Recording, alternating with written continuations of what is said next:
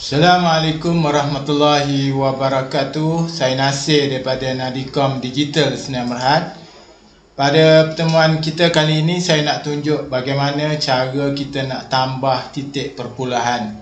Yang pertama sekali saya nak tunjukkan dekat stok ni, kita maintain stok item. Ni untuk stok item lah. Ni sebagai sampel. Lepas ni, ni contoh yang ada. Okey, minta maaf pasal dia slow sikit. Okey, kita klik new. Sekarang ni titik perpulahan ni ada dua je. Okey, kita klik contohnya sampel.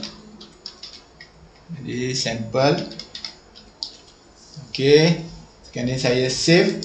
Sekarang ni kita tak cukup, reference price ni tak cukup dengan dua titik perpulahan. Kita nak tambah jadi 4. Okey, kita klik tool, option,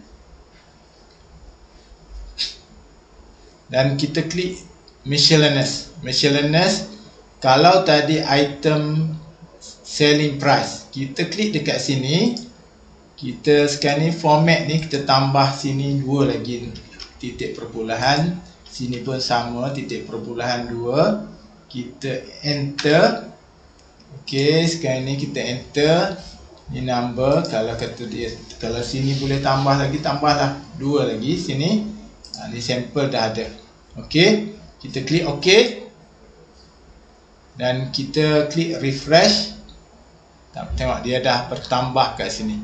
Sama juga kalau kata sekarang ni kita nak masukkan dalam apa-apa di invoice dan sebagainya. Kalau contohnya kat sini, saya add kat sini, ni unit price dia dah tukar. Contohnya quantity pun tuan-tuan dan puan-puan nak tukar, kita klik lagi sekali tool, option.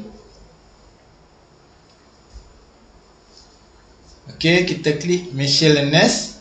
Okey, sekarang ni dia kata quantity. Okey, sekarang ni kita quantity ni kita nak tambah 2 lagi titik perpulahan, tambah je kat sini. Okey, kalau kata sini, okey, sekarang ni kalau kata kita nak tambah lagi, tambahlah 2 lagi sini. Okey, sini dia dah cukup 4. Okey, sekarang ni kita boleh bubuh sini, contohnya 1.25336. Okey, sekarang ni dia tak berubah. Okey, kita pergi lagi sekali, kita klik dekat option. Okey, kita pergi klik dekat miscellaneous, stock quantity. Okey, saya dah tambah. Okey, sekarang ni kita keluar balik, cancel.